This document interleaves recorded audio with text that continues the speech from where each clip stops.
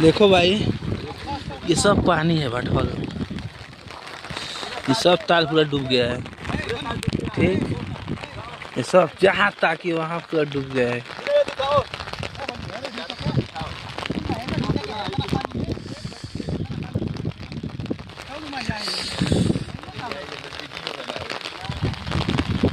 देखिए बाहुबली जा रहा है पानी में ढूकने के लिए।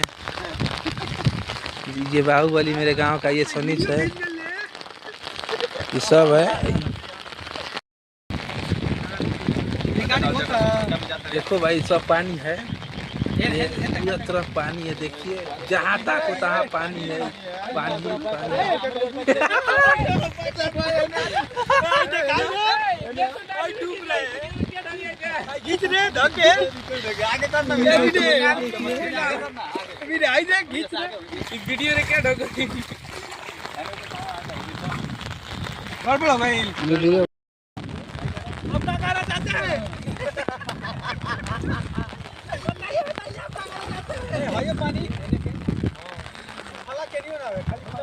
देखिए आप सब देख सकते हैं कि आज हमारा गांव पूरा पानी से लबालब हो चुका है।